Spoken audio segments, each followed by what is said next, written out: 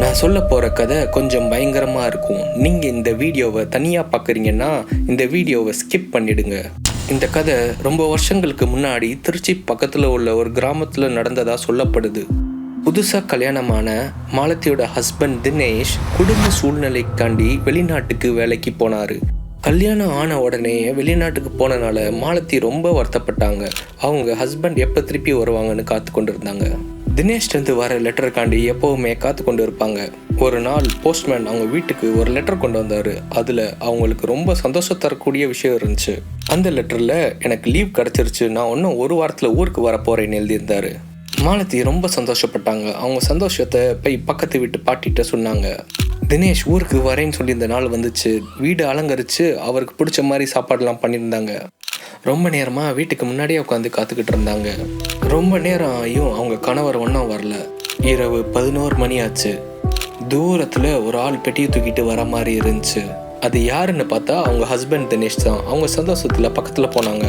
ஆனால் அவர் பொண்டாட்டி மூஞ்ச கூட சரியாக பார்க்காம எனக்கு ரொம்ப டயர்டாக இருக்குன்னு சொல்லிட்டு உள்ளே போயிட்டாரு. மாலத்தி இவர் ரொம்ப தூரம் ட்ராவல் பண்ணி வந்திருக்காருன்னு அவருக்கு தண்ணியை வந்து கொடுத்தாங்க. ஆனால் அவர் தண்ணியெலாம் எதுவும் வேணான்ட்டு போயிட்டாரு.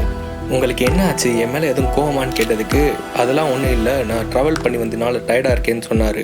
சரி, நான் உங்களுக்கு பிடிச்ச சாப்பாடெலாம் பண்ணி வச்சுருக்கேன்னு சொன்னதுக்கு எனக்கு சாப்பாடெலாம் வேணான்னு சொல்லிட்டு போய் ரூமில் படுத்துட்டாரு. மாலத்தியும் அவங்க பக்கத்தில் படுத்துக்கிட்டே யோசிச்சுக்கிட்டு இருந்தாங்க. இவருக்கு என்ன ஆயிருக்கும், ஒரு வேளை ட்ராவல் பண்ணதுனால நிஜமாவே டயர்டாகிட்டாரான்னு யோசிச்சுக்கிட்டே படுத்துட்டாங்க. திடீர்னு யாரோ ரொம்ப வேகமாக கதவு தட்டுற சவுண்டு கேட்டுச்சு. இந்த நேரத்தில் யாராக இருக்குன்னு யோசிச்சுக்கிட்டே போய் கதவை திறந்து பார்த்தாங்க.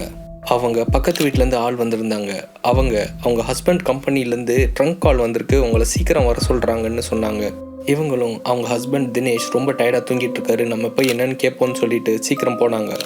அவங்க ஃபோன் எடுத்து பேசினா அது அவங்க ஹஸ்பண்ட் கம்பெனிலேருந்து அவங்க ஹஸ்பண்டோட மேனேஜர் பேசினார். அவர் சொன்ன விஷயத்தை கேட்டு மாலத்திக்கு ஈரக்கொலையை நடுங்கிருச்சு. அப்படி அவர் என்ன சொன்னார்னா, இதை எப்படி உங்கள்கிட்ட சொல்கிறதுன்னு தெரியல, உங்கள் ஹஸ்பண்ட் தினேஷ் 2 நாளைக்கு முன்னாடி இங்கே ஒரு ஆக்சிடெண்ட்டில் இறந்துட்டாரு, அவர் பாடியை நாங்கள் ஊருக்கு அனுப்புகிறோன்னு சொன்னார். இதை கேட்ட மாலதி ரொம்ப ஷாக் ஆனாங்க. அவங்க நடுங்கி போயிட்டாங்க. அங்கே நடந்ததை அவங்க பக்கத்து வீட்டுக்காரங்கள்ட்ட சொல்ல அவங்களும் பயந்து போயிட்டாங்க.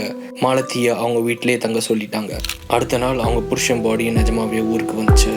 இந்த வீடியோ பிடிச்சிருந்துச்சுன்னா லைக் பண்ணுங்கள். இந்த மாதிரி பயங்கரமான பேய் கதையை கேட்க எங்கள் சேனலை சப்ஸ்கிரைப் பண்ணுங்கள்.